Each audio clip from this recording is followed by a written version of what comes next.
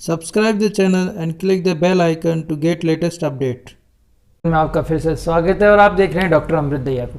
तो स्टूडेंट्स, इस वीडियो के अंदर हम डिस्कस करेंगे एस्परजिलस के बारे में, जिसे यूरोटियम भी कहा जाता था, बट प्रेजेंट के अंदर ज़्यादातर जो है एस्परजिलस टर्म का यूज़ किया जाता है। मीनिंग जो जीनस है वो एस्परजिलस कंसिडर किया जाता है।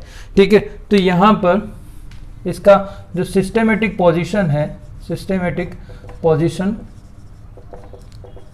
You can also call classification. तो यहाँ पर जो किंगडम होगा, किंगडम जो है वो क्या है, माइकोटा है। Division Eumycota, sub division Ascomycotina, class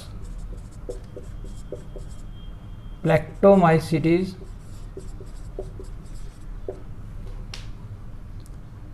order Eurotiales, family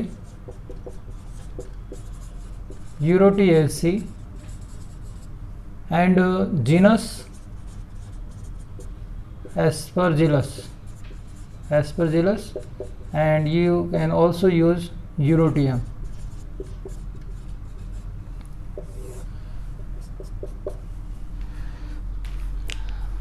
इसके अलावा इसकी जो ऑकरेंस है, ये वर्ल्ड वाइड डिस्ट्रीब्यूशन है।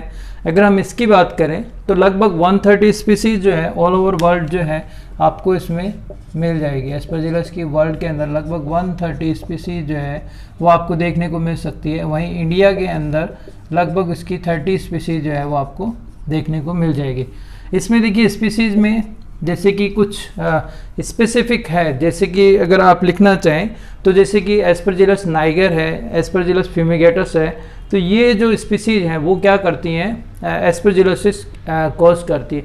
ये पॉइंट इसलिए क्योंकि ये इकोनॉमिक इम्पोर्टेंस के अंदर भी कंसीडर किए जा सकते हैं। अगर आपसे एग्जाम में टू मार्क्स के अंदर इकोनॉमिक इम्पोर्टेंस ऑफ एस्परजिलस पूछे जाएँ तो आप वहाँ पर कोट कर सकते हैं। जैसे कि एस्परजिलस नाइगर है एंड फ्यूमिगेटस है, एस्परजिलस फ्यूमिगेटस है।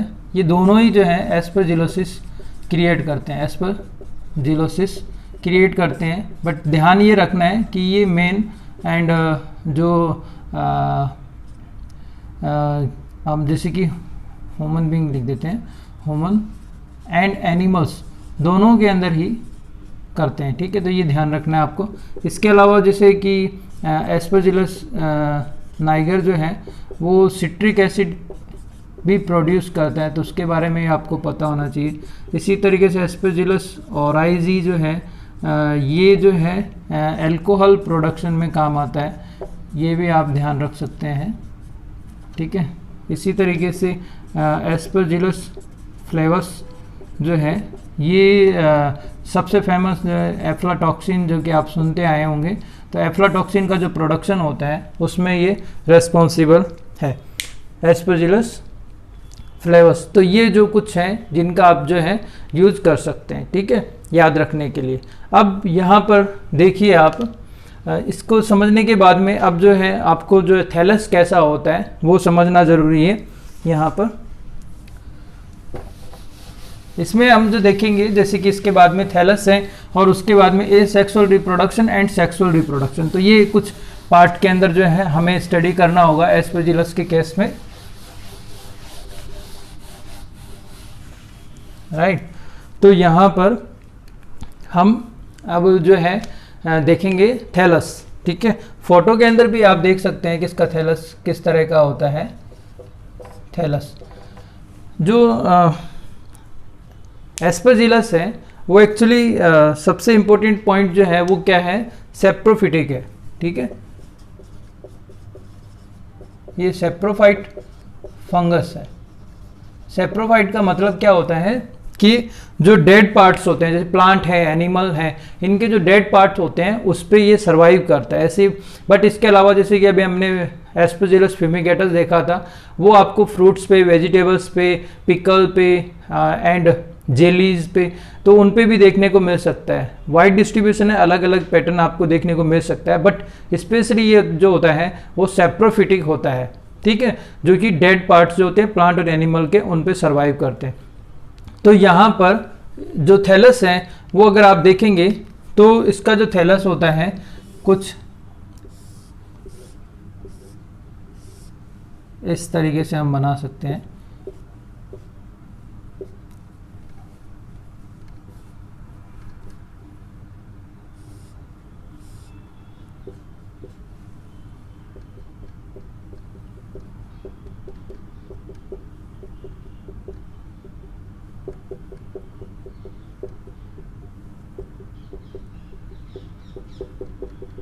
मतलब क्या है कि इसका जो थैलस होता है थिन होता है, ब्रांच्ड होगा, जैसे कि आपको यहाँ नज़र आ रहा है ब्रांच्ड है, ठीक है। एंड साथ ही साथ जो है ये येलो कलर का, ये वाइट एंड येलो कलर में थैलस आपको देखने को मिलेगा।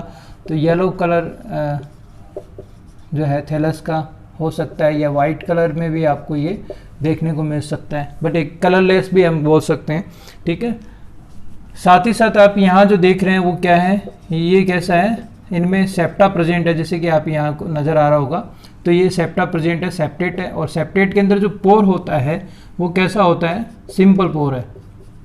सेप्टेट है एंड सिंपल पोर है।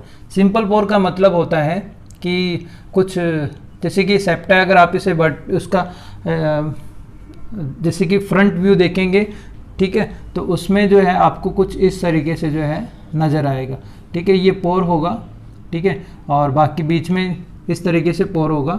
और अगर आप इसे इस तरीके से देखना चाहें सेप्टा को, तो ये कुछ इस तरीके से नज़र आएगा और बीच में जो है पोर होगा। तो ये सिंगल पोर है, तो इस तरीके से इसे क्या कहेंगे, सिंपल पोर। तो ये सेपरेट है बट कैसा है, सिंपल पोर है, ठीक है। वैसे आप फोटो देखेंगे, फोटो के अंदर आपको एकदम समझ में आ जाएगा, जैसे कि आपने देखी होगी।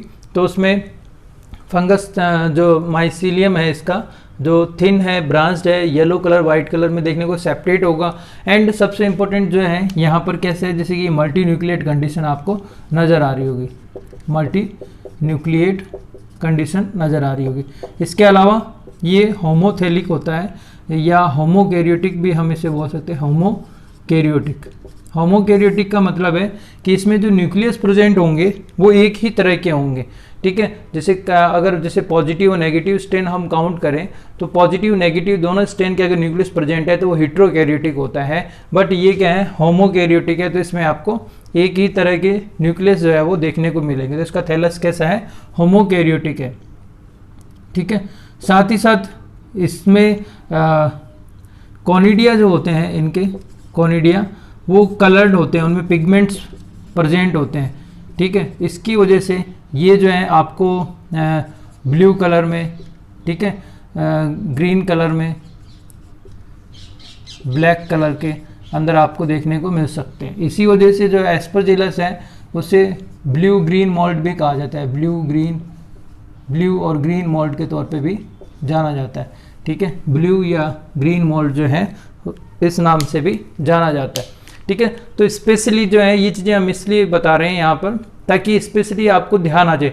जैसे ही आपके दिमाग में एस्परजिलस आता है एक इमेज माइंड में आनी चाहिए, अच्छा ये इस तरह का होता है, सेप्रोफिटिक होता है और इस तरह का इसका माइसीलियम होगा। क्योंकि अगर आप इसमें स्टेन करके इसे देखेंगे तो आप देखेंगे कि इसका थिन माइसीलियम होता है और येलोइश कलर का नज़र आएगा, सेपरेट होगा, मल्टी न्यूक्लिएट होगा, ठीक है। और कॉनिडिया की वजह से ये अलग अलग कलर के दिखाई देते हैं, जैसे कि अलग अलग स्पीसीज में अलग अलग पिगमेंट्स की प्रेजेंस की वजह से कॉनिडिया है और कॉनिडिया फॉर है वो आपको अलग अलग कलर के नज़र आते हैं, ठीक है। तो उनके आधार पर ही इन्हें अलग अलग डिफ्रेंशिएट भी किया जाता है, ठीक है। तो ये कुछ पॉइंट्स हैं जो कि थैलस में आपको देखते ही अगर आप देखते हैं तो आपको नज़र आएंगे, thin branched, yellow colour, white colour, septate and multi nuclear condition, and conidia जो है वो अलग कलर में आपको नज़र आएगी, ठीक है। तो ये तो है इसके थैलस के बारे में। अब जो है अगर इसमें हम अलैंगिक जनन देखें तो वो किस तरीके से होता है वो हम देखते हैं, ठीक है।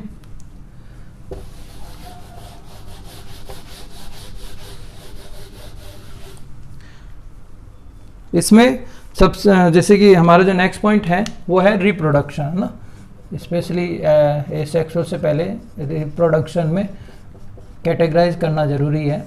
रिप्रोडक्शन में देखिए इसमें तीनों तरह का रिप्रोडक्शन होगा, वेजिटेटिव, ठीक है, एसेक्सुअल एंड सेक्सुअल रिप्रोडक्शन। तो यहाँ पर जो वेजिटेटिव रिप्रोडक्शन है, वेजिटेटिव कायिक जनन रिप्रोडक्शन, ये जो होता है वो होता है फ्रेगमेंटेशन के थ्रू।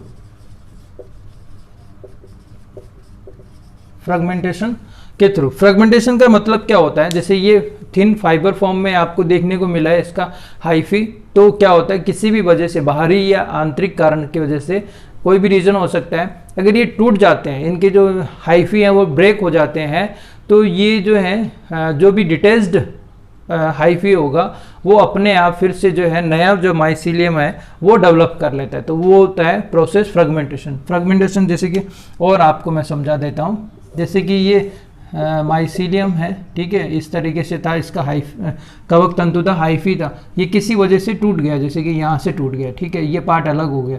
तो ये पार्ट जो अलग हुआ है अब क्या करेगा, ये पूरा जो है नया माइसीलियम बना लेगा, ठीक है, इस तरीके से ब्रांचिंग हो जाती है, ठीक है, जो है सेल्स जो है वो आपको देखने को मिल सकते हैं।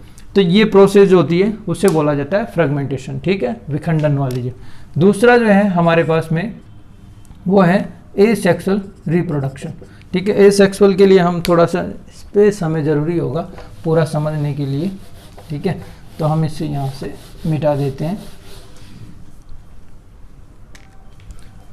अब देखिए एसेक्सुअल रिप्रोडक्शन, इसे टू पार्ट में हम देख सकते हैं। एक तो है डेवलपमेंट ऑफ कोनिडियोफोर एंड एक जो है वो देख सकते हैं डेवलपमेंट ऑफ कोनिडिया, ठीक है। तो यहाँ पर देखिए यहाँ प्रोसेस क्या है, कोनिडियोफोर जो है आप देखेंगे कि किस तरीके से बनती है। आपने इसमें माइसीलियम देखा, इसका जो इसमें हाइफी जो है कैसे हैं, थिन है और सेप्टेट है, ठीक है, ब्रांच्ड है। अब क्या होता है कि जो माइसीलियम है उसी में से कोई सेल, जैसे कि हम सबसे पहले डेवलपमेंट ऑफ कोनिडियोफोर देखते हैं, ठीक है। तो जैसे कि फंगल हाइफी प्रेजेंट है, ठीक है। अब इसमें क्या होता है कोनिडियोफोर डेवलपमेंट से दौरान सबसे पहले जो फंगल हाइफी है उसकी कुछ सेल्स क्या होगी, इस तरीके से सेल वॉल जो है उसे क्या कर लेती हैं, थिक कर लेती है। तो सबसे पहले क्या होगा, थिक सेल वॉल बनेगी, ठीक है। इस थिक सेल वॉल को क्या कहा जाता है, जो थिक सेल वॉल वाली जो सेल्स होगी उसे क्या कहा जाएगा, फुट सेल।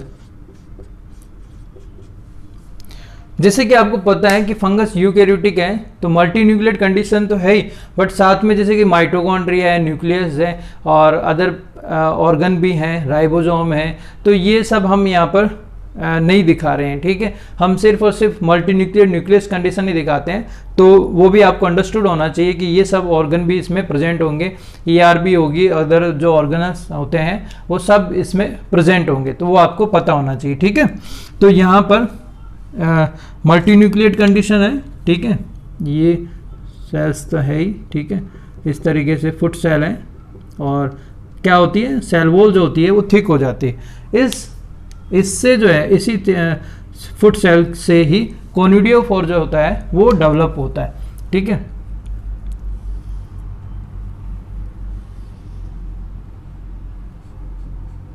ठीक है, तो कुछ इस तरीके से, और ये टर्मिनल पे जाके जो है इस तरीके से स्पेरिकल स्ट्रक्चर में क्या हो जाता है, स्वेल हो जाता है, स्वेलिंग या कह सकते हैं कि फूल जाती है स्ट्रक्चर, ठीक है। तो ये भी जो है मल्टी न्यूक्लिएट कंडीशन यहाँ पर आपको देखने को मिलेगी।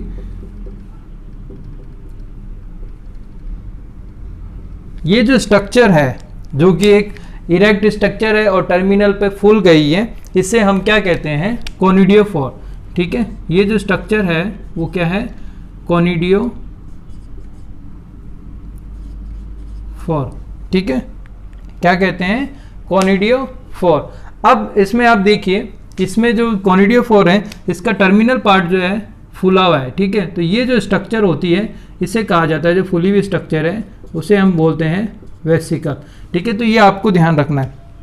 तो फिर से देख लीजिए, फंगल हाइफी थी, उसमें कुछ सेल्स जो है वो सेल वॉल थिक कर लेती है, ठीक है, और उससे जो है एक लॉन्ग इरेक्ट स्ट्रक्चर डेवलप होती है जिसे क्या कहते हैं कॉनिडियोफोर। इसमें जो है ऊपर जो इसका टर्मिनल पार्ट होता है वो क्या होता है स्वेल किया हुआ होता है। ये जो स्पेसिफिक पार्ट है ये वाला, ये अलग अलग स्पीसीज में आपको अलग अलग देखने को मिल सकता है। जैसे कि कुछ स्पीसीज के अंदर ये आपको जैसे कि यहाँ पर स्पेरिकल है, इसी तरीके से अदर स्पीसीज में आपको हेमी स्पेरिकल हो सकता है, या अदर स्ट्रक्चर में जैसे क्लब शेप होती है, जैसे बैडमिंटन रैकेट होता है, तो उस तरह की शेप भी आपको देखने को मिल सकती है। तो अलग अलग शेप के अंदर ये आपको देखने में मिल सकता है, तो ये आपको ध्यान रखना है।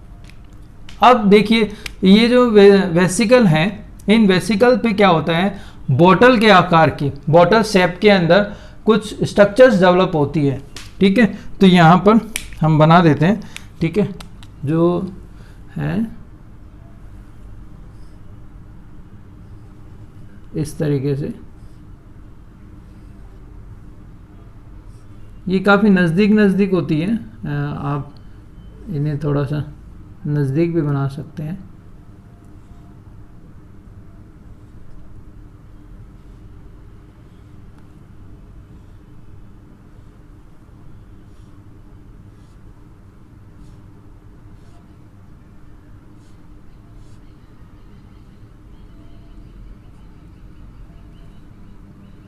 ठीक है, इस तरीके से, और ये जो है 1 2 3 इस तरीके से फॉर्म होती है। इन स्ट्रक्चर्स को कहा जाता है स्टेरिगमेटा।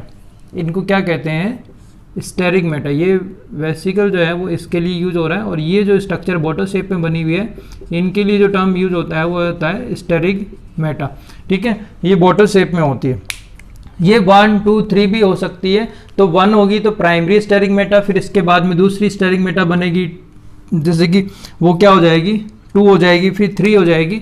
या हम बनाएंगे नहीं सभी, बट आपको समझाने के लिए, जैसे कि इस पर बन गई दूसरी तो ये सेकेंडरी हो गई, अगर इस पर तीसरी और बन जाती थर्ड तो ये टर्सरी स्टेरिगमेटा हो जाती है।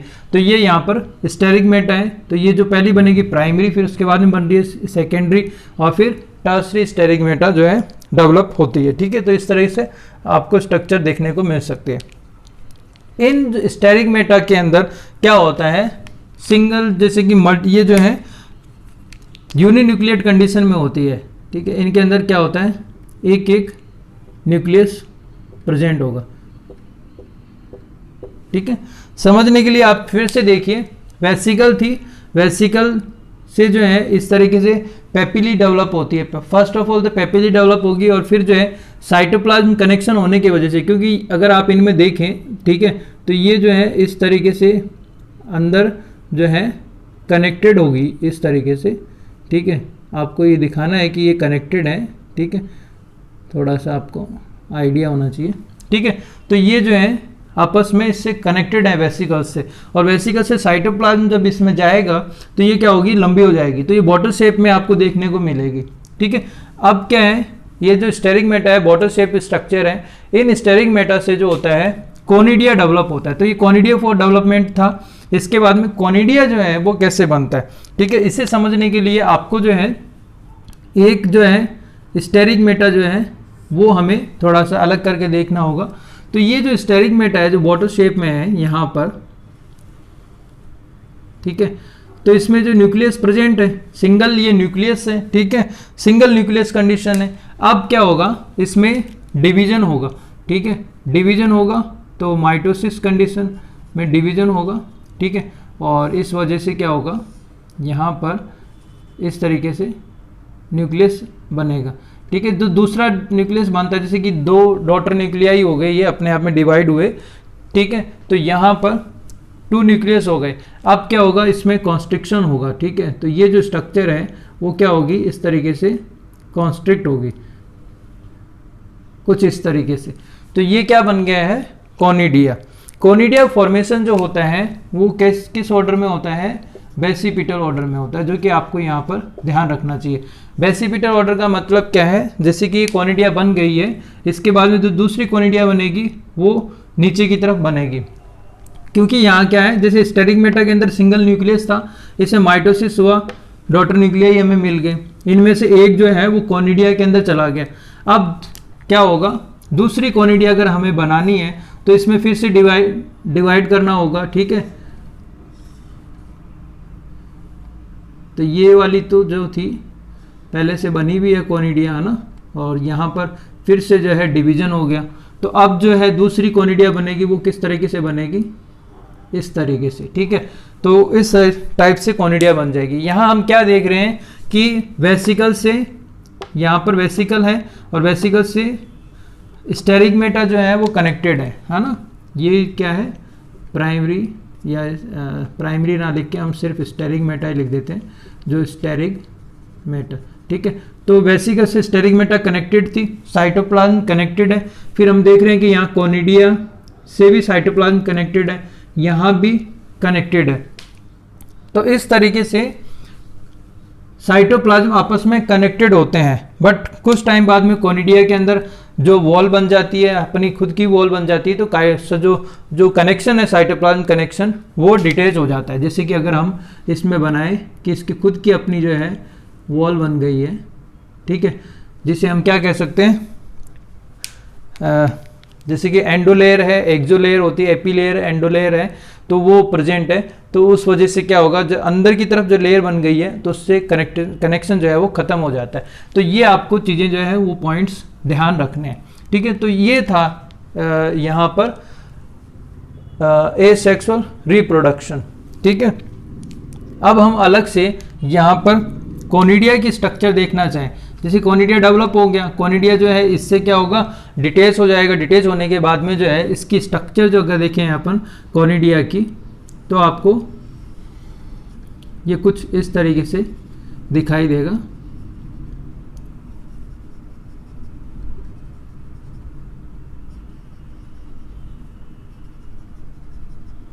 ठीक है। तो ये कैसा है, स्मॉल है कोनिडिया, सर्कुलर है कोनिडिया जो है, कैसा है इसका, स्मॉल है, सर्कुलर कंडीशन है, मतलब सर्कुलर की जगह हम स्पेरिकल वर्ड यूज कर सकते हैं, स्पेरिकल, स्मॉल है, स्पेरिकल स्ट्रक्चर है, ठीक है। और जो है इस पे बाहर की तरफ जो है स्पाइंस स्ट्रक्चर प्रेजेंट है, तो स्पाइन प्रेजेंट होंगे, आउटर पे स्पाइन है, ये स्पाइंड स्ट्रक्चर है, ये हम लिख सकते हैं। एंड यूनिन्यूक्लिएट कंडीशन है, यूनिन्यूक्लिएट कंडीशन है। तो ये पॉइंट्स हैं कोनिडिया के बारे में आपको ध्यान होने चाहिए, ठीक है। स्पेशली कोनिडिया जो है इस तरीके से दिखाई दे रहा है। और स्पेशल पॉइंट क्या है यहाँ पर कि कोनिडिया के अंदर क्या होते हैं, पिगमेंट्स प्रेजेंट होते हैं, जो कि अलग अलग पिगमेंट्स जो हैं यहाँ पर होंगे। तो पिगमेंट्स की प्रेजेंस की वजह से जो है ये आपको अलग अलग कलर का दिखाई देता है, ठीक है। तो ये था एसेक्सुअल रिप्रोडक्शन। फिर से थोड़ा सा रिव्यू देखते हैं क्या हुआ था। जो फंगल हाइफी थी उसमें जो सेल्स थी, वो कुछ सेल्स क्या होती है अपने चारों ओर थिक सेल वॉल जनरेट करती है, जिन्हें क्या कहते हैं, फुट सेल। इनसे क्या होता है कि लॉन्ग इरेक्ट स्ट्रक्चर डेवलप होती है, जिसे कॉनिडियोफोर कहा जाता है। कॉनिडियोफोर जो होती है स्टॉक और इस तरीके से एक वेसिकल स्ट्रक्चर में डेवलप होती है। इन वेसिकल स्ट्रक्चर जो होती है मल्टीन्यूक्लिएट होती है और इसमें डेंस साइटोप्लाज्म होता है। इससे क्या होता है, स्ट्रक्चर्स डेवलप होती है जिन्हें स्टेरिगमेटा कहते हैं। ये बॉटल शेप स्ट्रक्चर होती है, ठीक है, जो कि अलग अलग स्पीसीज में अलग अलग नंबर में देखने को मिल सकती है। तो ये प्राइमरी, सेकेंडरी, टर्सरी इस तरीके से बनती है। तो ये जो स्टेरिगमेटा है इन पर क्या होगा, कोनिडिया डेवलप होगा। तो इसमें क्या होगा, जो इसका न्यूक्लियस है, जो कि यहाँ पर क्या है, स्टेरिगमेटा क्या है, यूनिन्यूक्लिएट कंडीशन में, सिंगल न्यूक्लियस कंडीशन है। तो यहाँ पर माइटोसिस होगा और इस तरीके से डॉटर न्यूक्लियाई बनेंगे। ये डॉटर न्यूक्लियाई में क्या होगा, एक न्यूक्लियाई जो है वो आगे की तरफ मूव करता है और इसमें कॉन्स्ट्रिक्शन होने की वजह से क्या डेवलप हो जाता है, कोनिडिया। इनिशियल कंडीशन में साइटोप्लाज्म कनेक्शन बना हुआ है वेसिकल से कोनिडिया का, वेसिकल से लेकर वेसिकल, फिर स्टेरिगमेटा और कोनिडिया आपस में क्या है, इंटरकनेक्टेड है साइटोप्लाज्म लेवल पर। बट कुछ टाइम बाद में क्या होता है, कोनिडिया के अंदर इनर वॉल बन जाती है, जिसकी वजह से साइटोप्लाज्मिक कनेक्शन कट हो जाता है। तो इस तरीके से कोनिडिया जो है सेपरेट हो जाता है और बाय द टाइम जो है वो डिटेच भी हो जाता है। अब क्या होगा, कोनिडिया जो है इस तरीके से स्मॉल स्ट्रक्चर है, स्पेरिकल है, 2 वॉल है इसमें, एक तो आउटर पे है और एक इनर वॉल है, ठीक है। स्पाइन स्ट्रक्चर है, जैसे कि आप बाहरी देखेंगे तो उसमें आपको स्पाइन देखने को मिलेंगे। एंड यूनिन्यूक्लिएट कंडीशन जो है आपको देखने को मिलेगी, एक सिंगल न्यूक्लियस है। एंड पिगमेंट्स जो हैं वो प्रेजेंट होने की वजह से एस्परजिलस जो होते हैं उनके कॉनिडिया के अंदर पिगमेंट्स प्रेजेंट होते हैं, जिसकी वजह से ये आपको अलग अलग कलर के दिखाई देते हैं अलग अलग स्पीसीज में। तो ये था इसका एसेक्सुअल रिप्रोडक्शन। इसके बाद में हम देखेंगे इसका sexual reproduction. Sexual reproduction in Aspergillus, actually पूरा अगर लाइफ साइकिल हम देखना चाहें तो जो थैलस है, ये वाला थैलस है, इसी के साथ कनेक्ट करके आप एसेक्सुअल रिप्रोडक्शन भी दिखा सकते हैं। जब आप एसेक्सुअल रिप्रोडक्शन इस थैलस के साथ कनेक्ट करके दिखाएंगे तो ये कंप्लीट लाइफ साइकिल बन जाएगा। तो इस तरीके से डायग्राम बना के आप कंप्लीट लाइफ साइकिल जो है वो दिखा सकते हैं। जैसे कि थैलस है, थैलस पे आपको कॉनिडियोफोर जो है, जो कि हमने फुट सेल बनाई थी, फुट सेल से कॉनिडियोफोर बना था, कॉनिडियोफोर से कॉनिडिया बना था, और फिर कॉनिडिया जो जर्मिनेट होकर थैलस बना लेगा इन फेवरेबल कंडीशन में, ठीक है। तो वो आप एसेक्सुअल रिप्रोडक्शन भी इसमें दिखा सकते हैं। सेक्सुअल रिप्रोडक्शन में क्या होता है, जैसे कि मैंने डायग्राम पैर बना दिया ताकि जो ईजी हो आपको समझाने के लिए। अब इसमें आप देखिए थैलस, सबसे पहले आप थैलस पे फोकस कीजिए। थैलस जैसे कि आपको बताया था वैसा ही है, लॉन्ग थिन, ठीक है, मल्टी न्यूक्लियर कंडीशन है, सेप्टेट है। अब इस थैलस में क्या होगा जो है, आप यहाँ देखेंगे ये होमोथैलिक कंडीशन है जिसमें मेल और फीमेल जो है एक पर ही प्रेजेंट है। तो यहाँ पर एंथ्रीडियम और जो है फीमेल पार्ट है ये, ठीक है, मेल पार्ट है एंथ्रीडियम और फीमेल पार्ट जो होगा वो होगा एस्कोगोनियम, ठीक है। तो यहाँ पर जो एक ही फंगल हाइफी से या आस पड़ोस जो एडजेसेंट हाइफी होता है उस पर जो है एंथ्रीडियम या एस्कोगोनियम प्रेजेंट हो सकती है।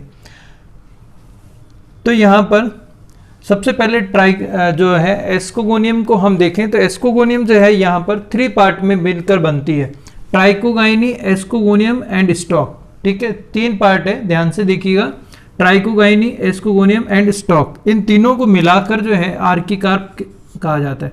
इन तीनों को हम क्या कहते हैं, आर्किकार्प, ये आप ध्यान रखना। तो यहाँ पर गोनियम है वो 3 पार्ट से मिलकर बना है, ट्राइकोगाइनी, एस्कोगोनियम एंड स्टॉक, फीमेल वाला, और उसे हम क्या कहते हैं, आर्किकार्प। ट्राइकोगाइनी सिंगल सेल है जैसे कि आपको दिखाई दे रहा है, और मल्टी न्यूक्लिएट कंडीशन है, सिंगल सेल होगा और मल्टी न्यूक्लिएट कंडीशन है।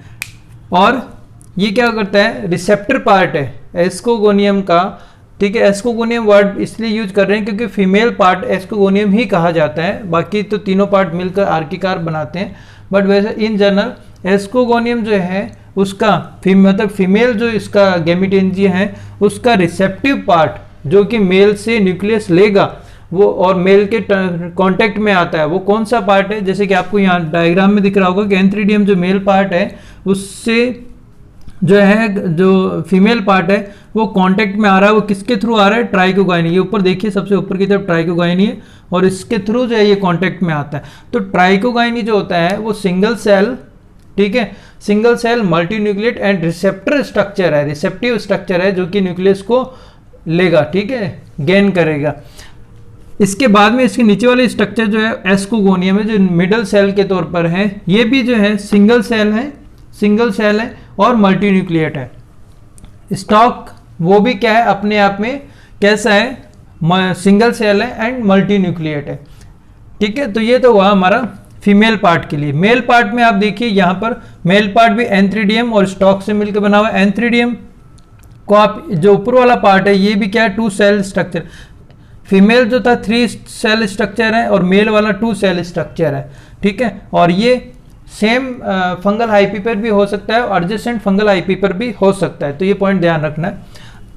अब देखिए इसमें क्या है, जो एंथ्रीडियम है इस ऊपर वाला जो पार्ट है इसके लिए एंथ्रीडियम प्रॉपर वर्ड भी यूज किया जाता है। वैसे एंथ्रीडियम ये अपने आप में ये जो है फीमेल पार्ट मतलब ट्राइकोगाइनी से क्या करेगा, कांटेक्ट करेगा, बाद में वॉल डिसॉल्व हो जाएगी और उसकी वजह से जो न्यूक्लियस हैं वो इसमें ट्रांसफर हो जाएंगे, ठीक है।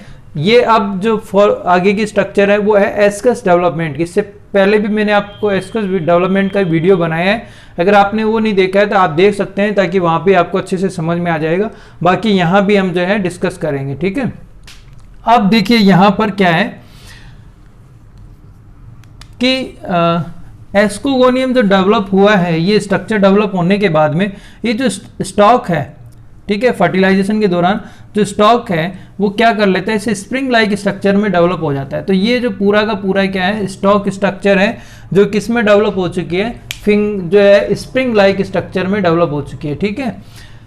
और इसके ऊपर की तरफ जो है ये एस्कोगोनियम सेल्स का पार्ट है जिसमें क्या हो चुके हैं, न्यूक्लियस ट्रांसफर हो चुके हैं, और इस वजह से यहाँ पर मेल एंड फीमेल जो न्यूक्लियस हैं वो आपको देखने को मिलेंगे। ध्यान से देखिए, ब्लैक से हमने मेल न्यूक्लियस बनाए हैं और ब्लू से फीमेल न्यूक्लियस बनाए हैं, ठीक है। तो यहाँ पर मेल और फीमेल न्यूक्लियस प्रेजेंट है। तो ये वही कंडीशन है जो कि एस्कोगोनियम है, और एस्कोगोनियम के अंदर क्या हो चुके हैं, सेप्टा बन चुके हैं, ठीक है। अलग अलग न्यूक्लियस कंडीशन प्रेजेंट है और उन साथ ही साथ यहाँ पर क्या बन चुके हैं, सेप्टा। तो ये जो है डाइकैरियन स्टेज है। जैसे कि आपको पता है सेक्सुअल रिप्रोडक्शन है फंगस में, एस्कोमाइसिटीज और बेसिडियोमाइसिटीज के जो मेंबर होंगे उनमें आपको प्लाज्मोगेमी के बाद में डाइकैरियन स्टेज देखने को मिलेगी। डाइकैरियन का जो मतलब होता है वो ये होता है कि दो न्यूक्लियस पास में प्रेजेंट होते हैं बट वो आपस में फ्यूज नहीं होते हैं, ठीक है। तो ये स्टेज आपको यहाँ पर देखने को मिलेगी। अब क्या होगा, जो ये सेल्स बन चुकी है, मल्टीपल सेल्स बन चुकी है एस्कोगोनियम के अंदर, तो अब ये क्या होगा, इससे एक पेपिली बनेगी, उभार बनेगा। इस उभार से क्या होगा, इस तरीके से हाइफी डेवलप हो जाएंगे। इन हाइफी के अंदर जो है ये न्यूक्लियस ट्रांसफर हो जाते हैं, ठीक है। तो यहाँ पर जो है ये न्यूक्लियस जो है वो इसमें ट्रांसफर हो जाते हैं, ठीक है। मेल और फीमेल दोनों जो न्यूक्लियस थे वो इसमें ट्रांसफर हो गए, ठीक है। अब जो है इसमें न्यूक्लियस ट्रांसफर हो चुका है, ठीक है। और इस तरीके से क्या है, साथ ही साथ जो है स्टॉक की सेल्स हैं, इस एंथ्रीडियम का स्टॉक है, आसपास के जो फंगल हाइफी का जो पार्ट है वो क्या करते हैं, डेवलप होकर एक स्टेराइल, ये जो बाहर की तरफ जो लेयर बनी हुई है वो किससे बनी है, फुट सेल्स से, स्टॉक सेल्स से। जो ये सेल्स, सॉरी फुट सेल नहीं है, स्टॉक सेल्स जो है, इनकी स्टॉक और स्टॉक सेल्स और पास की जो सेल्स हैं उनसे जो है हाइफी, फंगल हाइफी डेवलप होता है। फंगल हाइफी का जो है वो एक साथ एक दूसरे में क्या होते हैं, एक दूसरे के पास पास डेवलप होंगे, ठीक है। जो कवक तंतु हैं वो एक दूसरे के पास पास डेवलप होंगे। तो क्या करते हैं, जब सेल्स, कवक तंतु अपने आप में क्या सेल्स ही हैं, और सेल्स जब एक साथ उपस्थित होती है, प्रेजेंट होगी, तो उसे हम क्या कहते हैं, टिश्यू। टिश्यू के अंदर यहाँ पर क्या है, प्लेक्टेनकाइमा, और प्लेक्टेनकाइमा के भी दो तरीके होते हैं, प्रोसेन और स्यूडोपेरेनकाइमा। तो यहाँ पर सेल्स जो हैं फंगल हाइफी है और वो पास में अरेंज हो गया, तो ये किससे मिलकर बना है, स्यूडोपेरेनकाइमा। इसीलिए जब आप बुक्स में पढ़ेंगे तो आप वहाँ देखेंगे कि जो फंगल हाइफी होते हैं वो स्टेराइल हाइफी का निर्माण करते हैं, ठीक है। जो सेल्स होती हैं वो स्टेराइल हाइफी का निर्माण करती हैं, जो आगे चलकर मतलब इन फ्यूचर जो होती है स्टेराइल हाइफी स्यूडोपेरेनकाइमा में डेवलप हो जाते हैं या कन्वर्ट हो जाते हैं। इसका मतलब क्या है कि जब फंगल हाइफी जो है वो एक दूसरे के पास बहुत ज़्यादा नज़दीक आ जाते हैं और आप उनको डिफ्रेंशिएट नहीं कर सकते हैं, तो उस कंडीशन को कहा जाता है स्यूडोपेरेनकाइमा। तो यहाँ भी ये क्या है, फंगल हाइफी हैं बट ये एक दूसरे के बहुत ज़्यादा नज़दीक हैं और इस तरीके से स्ट्रक्चर बना लेते हैं, तो ये क्या है, स्यूडोपेरेनकाइमा है, ठीक है। जब इसी तरीके से प्लांट्स में हम देखते हैं तो वहाँ पे क्या होते हैं, सेल्स प्रेजेंट होती है, तो वो एक दूसरे के पास होती है, तो हम उसे एक टिश्यू का नाम देते हैं जो कि क्या था, पेरेनकाइमा। इसी तरीके से फंगस के अंदर भी टिश्यू जो होता है उससे प्लेक्टेनकाइमा कहते हैं, और टू पार्ट में डिफ्रेंशिएट करते हैं, प्रोसेन और स्यूडोपेरेनकाइमा। प्रोसेनकाइमा के अंदर फंगल हाइफी जो होते हैं वो इजीली डिफ्रेंशिएट किए जा सकते हैं, बट स्यूडोपेरेनकाइमा में नहीं किए जा सकते। तो ये कंडीशन क्या है, स्यूडोपेरेनकाइमा है, और इस स्यूडोपेरेनकाइमा को क्या कहते हैं, पेरिडियम, ठीक है। ये आपको ध्यान रखना है इसके। और ये कितना है, 2 लेयर होता है, 2 लेयर में प्रेजेंट होता है। इसके अंदर जो है ये स्ट्रक्चर बनी हुई है, ठीक है। इसको चारों ओर से फंगल हाइफी ने घेर लिया था, तो इस तरीके से एक क्लोज्ड सर्कुलर स्ट्रक्चर बन गई है यहाँ पर, और अंदर की तरफ जो है इस तरीके से स्ट्रक्चर डेवलप हो गई। अब जो है हमें सिर्फ और सिर्फ हम जो है एक पर बात करेंगे, इसी पर फोकस करेंगे, और इसको हमने यहाँ बनाया है। ये आप समझ गए थे, यहाँ पर जो था एस्कोगोनियम के अंदर सेप्टा बनने से मल्टीपल सेल्स बन गई थी, और मल्टीपल सेल्स पर क्या होगा, इस तरीके से यहाँ पर जैसे कि ये सेल है, मल्टीपल अंदर की तरफ सेल बन रखी है एस्कोगोनियम के अंदर, और इससे एक उभार बन गया, ठीक है। इस उभार के अंदर न्यूक्लियस ट्रांसफर हो चुके हैं यहाँ। अब हम इस पर्टिकुलर सिंगल जो है उभार है, पेपिली है, उसके बारे में हम डिस्कस करेंगे, ठीक है। तो इसमें देखिए यहाँ पर क्या है, फीमेल और मेल न्यूक्लियस दोनों प्रेजेंट है, ठीक है। अब क्या होता है, ये इस तरीके से हुक लाइक स्ट्रक्चर में डेवलप हो जाती है। हुक लाइक स्ट्रक्चर को क्या कहते हैं, क्रोजियर कहते हैं, ठीक है। अब क्या होगा, जैसे कि यहाँ पर देखिए ये जो न्यूक्लियस थे इनमें क्या होगा, माइटोसिस होगा। यहाँ पर डिवीजन जो है वो कौन सा है, माइटोसिस है, ये आपको ध्यान रखना है, ठीक है। माइटोसिस है। माइटोसिस होने की वजह से क्या होगा, दो न्यूक्लियस बन जाएंगे, फीमेल भी 2 हो जाएंगे और मेल भी 2 हो जाएंगे। कुछ टाइम बाद में इनके बीच में क्या होगा, सेप्टा बन जाएगा इस तरीके से, ये जो है सेप्टा बन गया। इस वजह से क्या होगा, ये जो सेल्स हैं ये तो क्या हो जाएगी एपिकल, ये इस सेल को बोलेंगे एपिकल सेल, ठीक है। और ये जो है वो है बेस सेल, ठीक है, नीचे की तरफ वाली। तो एपिकल सेल और बेस सेल, एपिकल सेल और बेस सेल।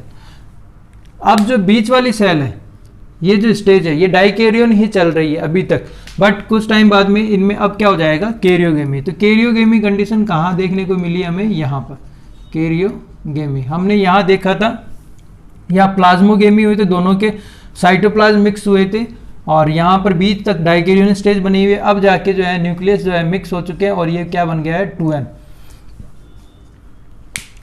साथ ही जो सेल प्रेजेंट है मिडल में, वो क्या होती है, शेप चेंज कर लेती है, सर्कुलर होगी, और सर्कुलर होने के बाद में इस तरीके से एस्कस फॉर्म कर लेगी। ये जो 2n न्यूक्लियस है, इसमें डिवीजन होने से 8 एस्कोस्पोर बनते हैं। इसमें डिवीजन कौन से होते हैं, डिवीजन आपको ध्यान रखने हैं। जो 2n जाइगोट है, इसमें एस्कोस्पोर बनाने के लिए जो डिवीजन होते हैं, वो पहले तो होता है मियोसिस। आपको ध्यान रखना है कि मियोसिस होता है, और ये कितना होता है, एक ही होता है।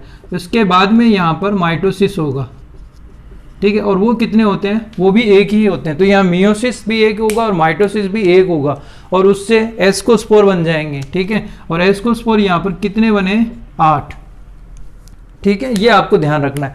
और इस तरीके से एक लॉन्ग सिलेंड्रिकल स्ट्रक्चर बन जाती है, जिसे क्या कहते हैं, एस्कस, ठीक है। एस्कस यहाँ देखा जाए तो यूनिट न्यूक्लिएट है कि यहाँ पर आपको सिंगल लेयर बनेगी, जैसे हम बोलते हैं जैसे सिंगल लेयर है, तो एस्कस के चारों, जो एस्कस की जो लेयर है वो कैसी है, सिंगल सेल वॉल है, ठीक है। इसमें ज़्यादा मल्टीपल लेयर अगर आपको देखने को नहीं मिलेगी। साथ में कहते हैं कि कुछ एस्कोमाइसीटीज के मेंबर होते हैं, उसमें यहाँ पर एस्कस के ऊपर की तरफ लिड होती है, जिसे ओपरकुलम भी कहा जाता है, जिसके खुलने से जो एस्कस होते हैं बाहर निकल जाते हैं, ठीक है। ड्यूरिंग जर्मिनेशन, तो सॉरी ड्यूरिंग जर्मिनेशन नहीं बोलेंगे, ड्यूरिंग डेhiscence जो होती प्रोसेस होती है उस दौरान। अब क्या होगा, जब डिस्पर्जल की प्रोसेस हो चुकी है, डेhiscence हो चुका है, उसके बाद में जो एस्कोस्पोर जो है आप देखेंगे फ्री हो चुके हैं, तो कुछ इस तरीके से आपको दिखाई देंगे।